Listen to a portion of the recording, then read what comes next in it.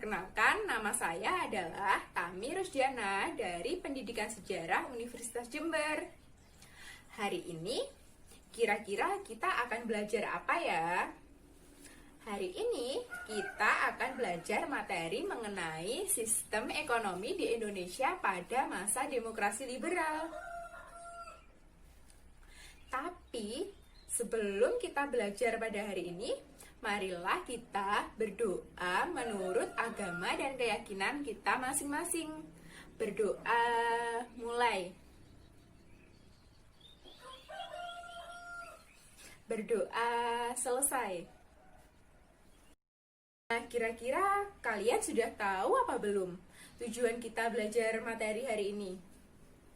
Jadi, tujuan kita belajar kali ini adalah agar kita semua dapat mampu menganalisis mengenai perekonomian di Indonesia pada masa demokrasi liberal. Serta kita semua dapat membuat kesimpulan mengenai materi tersebut. Anak-anak, yang pertama kita akan belajar mengenai kondisi di Indonesia pada masa demokrasi liberal. Indonesia ini mengalami banyak perubahan, baik perubahan secara konstitusi maupun perubahan pada sistem pemerintahan, yang dimana pada pasca kemerdekaan, yaitu tahun 1945, Indonesia ini masih mencari suatu sistem pemerintahan yang dirasa cocok untuk diterapkan dalam kehidupan berbangsa dan bernegara. Salah satunya sistem yang pernah diterapkan di Indonesia adalah pemerintahan dengan menggunakan sistem demokrasi liberal. Kalian udah pada tahu belum apa yang dimaksud dengan demokrasi liberal? Ya, jadi demokrasi liberal ini adalah suatu sistem politik yang melindungi secara konstitusional hak-hak individu dari kekuasaan pemerintahan. Pada masa demokrasi liberal ini ditandai dengan tumbuh suburnya partai-partai politik di Indonesia serta diberlakukannya kabinet parlementer, yang dimana pada saat itu Indonesia adalah negara yang baru saja merdeka, sehingga untuk menjadi negara yang lebih baik Indonesia harus belajar berbagai hal, sehingga negara Indonesia ini pada nantinya akan menjadi semakin kuat. Salah satunya adalah dalam bidang ekonomi, yang kemudian berakibat sering terjadinya perubahan kabinet-kabinet di Indonesia. Selanjutnya kita akan belajar mengenai permasalahan yang dihadapi bangsa Indonesia pada masa demokrasi liberal. Kira-kira masalah apa aja sih yang dihadapi bangsa Indonesia? Nah, permasalahan ini kita golongkan menjadi dua masalah. Yang pertama adalah permasalahan jangka panjang, dan yang kedua adalah permasalahan jangka pendek. Yang pertama, kita akan membahas mengenai permasalahan jangka panjang. Jadi, permasalahan jangka panjang yang dihadapi pemerintah adalah bertambahnya jumlah penduduk dengan tingkat hidup yang rendah. Kira-kira permasalahan jangka pendeknya apa ya? Jadi, permasalahan jangka pendek yang dihadapi pemerintah Indonesia pada waktu itu adalah pemerintah Indonesia saat itu mengalami tingginya jumlah mata uang yang beredar dan meningkatnya biaya hidup pada masyarakat. Jadi anak-anak, beban berat ini merupakan konsekuensi dari pengakuan kedaulatan, yang dimana pada era ini pemerintah Indonesia mengalami defisit sebesar 5,1 miliar rupiah. Wah, banyak sekali ya defisit yang dialami pemerintah Indonesia pada kala itu. Sehingga pada kala itu defisit ini dikurangi dengan cara melakukan pinjaman pemerintah dan menerapkan kebijakan ekspor barang, yang terutama kegiatan tersebut dilakukan pada saat pecah perang Korea. Namun, sejak tahun 1951, Penerimaan pemerintahan ini mulai berkurang yang disebabkan oleh menurunnya volume perdagangan internasional Indonesia. Nah, anak-anak, yang berikutnya kita akan membahas mengenai upaya-upaya yang dilakukan pemerintah dalam memperbaiki sistem perekonomian di Indonesia. Yang dimana pada waktu itu pemerintah Indonesia membentuk beberapa kabinet yang akan kita pelajari pada hari ini.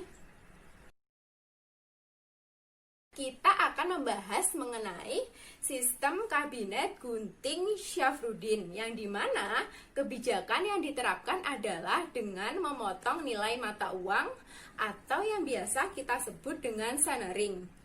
Caranya adalah memotong semua nilai mata uang yang memiliki nominal 2,50 rupiah ke atas, sehingga nilainya tinggal setengahnya saja. Kebijakan ini dilakukan oleh Menteri Keuangan Syafruddin Prawira Negara pada masa pemerintahan Republik Indonesia Serikat atau yang kerap kita sapa dengan RIS. Tindakan ini dilakukan pada tanggal 20 Maret 1950 berdasarkan surat kerja Menteri Nomor 1 PU pada tanggal 9 Maret 1950. Tujuan dari pemotongan nilai mata uang ini kira-kira apa sih? Jadi, tujuan dari pemotongan nilai mata uang ini adalah untuk menanggulangi defisit anggaran sebesar 5,1 miliar rupiah yang telah terjadi di Indonesia pada kala itu. Dengan diberlakukan kebijakan sanering tersebut, dampaknya rakyat kecil tidak dirugikan karena pada saat itu yang memiliki uang dengan nominal 2,50 rupiah ke atas hanya dimiliki oleh orang-orang dengan golongan menengah ke atas.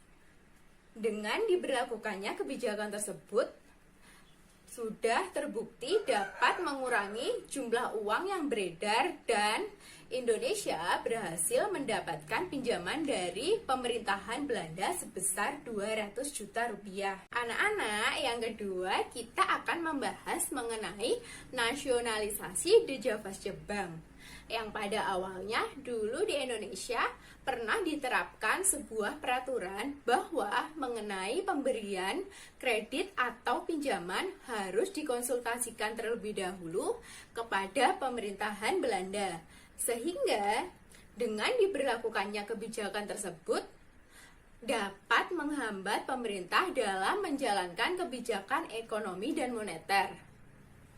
Tujuan dari nasionalisasi De Javasche Bank ini adalah untuk menaikkan pendapatan dan menurunkan biaya ekspor, serta melakukan penghematan secara drastis. Dan perubahan mengenai nasionalisasi De Javasche Bank ini menjadi Bank Indonesia sebagai bank sentral dan bank sirkulasi diumumkan pada tanggal 15 Desember 1950 berdasarkan Undang-Undang Nomor 24 Tahun 1951. Jadi gini anak-anak, yang dahulu Bank Indonesia itu mempunyai nama De Javasche Bank yang kemudian berganti menjadi Bank Indonesia seperti yang kita kenal saat ini. Anak-anak, yang ketiga kita akan mempelajari mengenai sistem ekonomi Alibaba. Tujuan dari sistem ekonomi Alibaba apa sih? Jadi, tujuan dari ekonomi Alibaba ini adalah untuk memajukan usaha-usaha yang dilakukan oleh pengusaha pribumi. Selanjutnya adalah agar para pengusaha pribumi ini dapat bekerja sama memajukan perekonomian nasional. Tujuan yang ketiga adalah pertumbuhan dan perkembangan pengusaha swasta nasional pribumi dalam rangka merombak sistem ekonomi kolonial menjadi sistem ekonomi nasional. Tujuan yang terakhir apa ya? Jadi, tujuan yang terakhir ini adalah untuk memajukan Indonesia dengan adanya kerjasama antara pengusaha pribumi dan pengusaha-pengusaha non-pribumi. Udah pada tahu belum gimana sistem pelaksanaan dari kebijakan Alibaba ini? Jadi, kebijakan Alibaba ini dilaksanakan dengan mewajibkan pengusaha pribumi untuk memberikan latihan-latihan dan tanggung jawab kepada tenaga-tenaga bangsa Indonesia agar dapat menduduki jabatan-jabatan menjadi staf di perusahaan-perusahaan yang ada di Indonesia. Cara pelaksanaan yang kedua adalah dengan menyediakan kredit dan lisensi bagi usaha-usaha swasta nasional. Yang berikutnya adalah pemerintah Indonesia memberikan perlindungan agar mampu bersaing dengan perusahaan-perusahaan asing yang ada di Indonesia.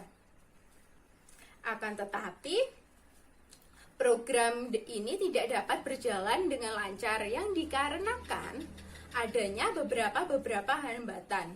Yang pertama adalah pengusaha pribumi ini kurang berpengalaman sehingga hanya dijadikan sebagai alat untuk mendapatkan bantuan kredit atau pinjaman dari pemerintah, dan Indonesia lebih memilih berada di persaingan pasar bebas.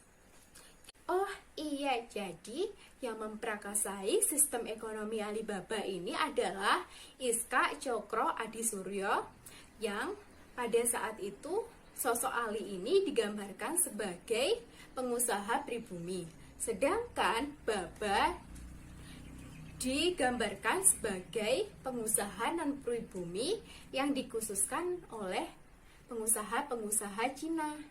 Yang keempat ini, kita akan membahas mengenai persaingan finansial ekonomi yang lebih akrab kita sebut dengan FINEK. Jadi, pada masa Kabinet Burhanuddin Harahap dikirimkanlah delegasi ke Jenewa untuk merundingkan masalah finansial ekonomi antara Indonesia dengan pemerintahan Belanda yang pada saat itu dipimpin oleh Anak Agung Gede. Perundingan finansial ekonomi ini dilaksanakan pada tanggal 7 Januari 1956 ini. Dicapailah kesepakatan rencana persetujuan finansial ekonomi yang antara lain berisi sebagai berikut. Yang pertama adalah persetujuan finansial ekonomi hasil KMB ini dibubarkan. Yang kedua, hubungan finansial ekonomi antara pemerintah Indonesia dengan pemerintah Belanda didasarkan atas hubungan bilateral atau hanya hubungan dua negara saja. Yang terakhir adalah hubungan finansial ekonomi didasarkan pada undang-undang nasional dan tidak boleh diikat oleh perjanjian lain antara kedua belah pihak atau kedua negara tersebut. Dari hasil persetujuan KMB tersebut, pemerintah Belanda tidak mau menandatanganinya, sehingga Indonesia mengambil langkah secara tegas dan sepihak, yaitu pada tanggal 3 Mei 1956, Presiden Soekarno menandatangani Undang-Undang Pembatalan KMB, yang dimana dari pembatalan tersebut berdampak pada pengusaha Belanda, yaitu mereka banyak menjual perusahaan-perusahaan mereka kepada pribumi, sedangkan pihak pribumi ini masih belum mampu mengambil alih dan mengelola perusahaan-perusahaan Belanda tersebut karena terbatasnya pengetahuan dari mereka. Jadi anak-anak, dari materi yang sudah kita pelajari pada hari ini, dapat kita ambil kesimpulan bahwa dalam bidang ekonomi, kebijakan-kebijakan ekonomi yang diterapkan pada tahun 1950-an ini mempunyai tujuan untuk menggantikan struktur perekonomian Indonesia dari sistem ekonomi kolonial menjadi sistem ekonomi nasional. Anak-anak,